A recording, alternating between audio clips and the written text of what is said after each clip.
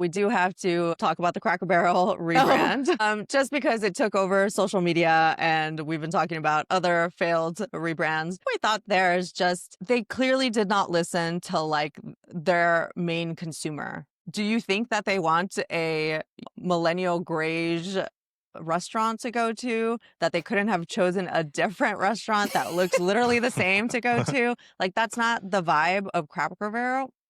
Cracker Barrel. Cracker Barrel logo. They got rid of both the cracker and the barrel. Oh my God.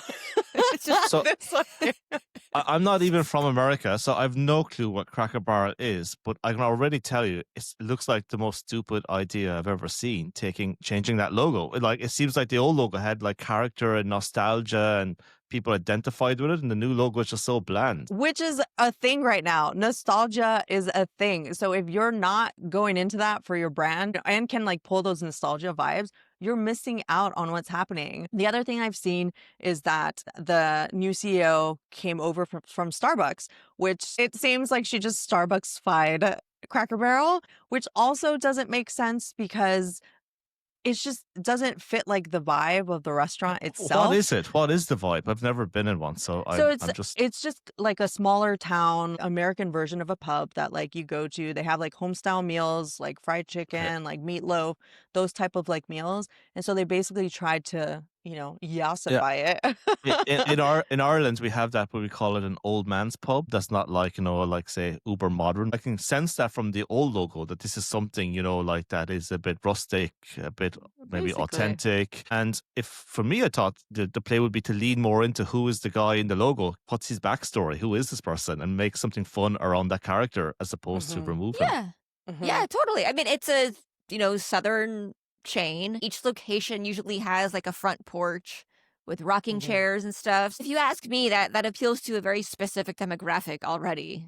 And yeah, I would have bet money that the people who like Cracker Barrel as a restaurant hate the logo. You don't have to, yassify everything. It's like, if that's not what people want, which you should know. And it's funny to me because it's a brand like it's Cracker Barrel. It's not as universal as something like McDonald's.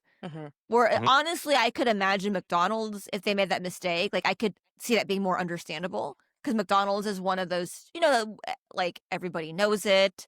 I mean, they have lot of people updated their go. restaurants in that And they way. Like, have. think about That's what true. they They look like have. now, Yeah, they are very different than how they looked when we were kids. Yeah, for right? sure. Yeah.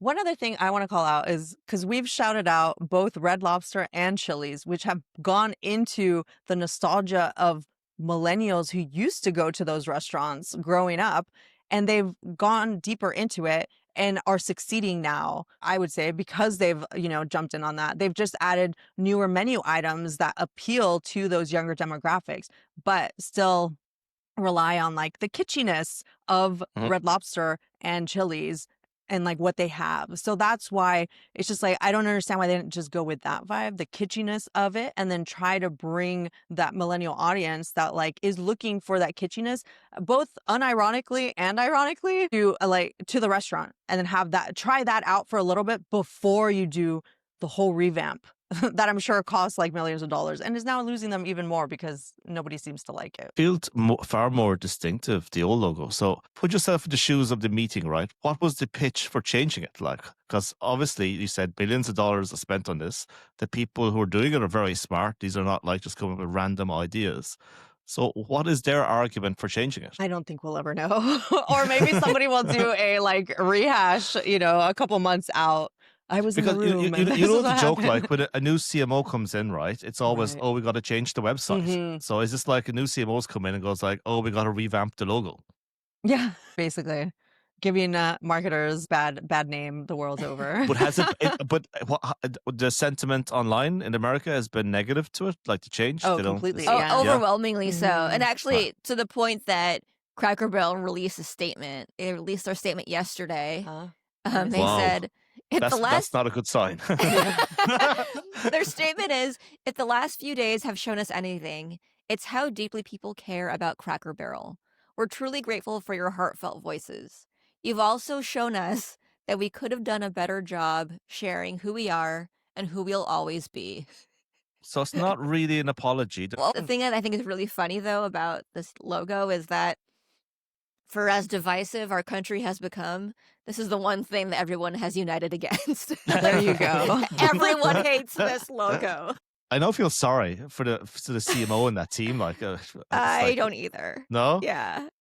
It's funny that like conservatives have been complaining like they made the logo too woke, and I feel like the left has even been like, yeah, they did. They made it too woke.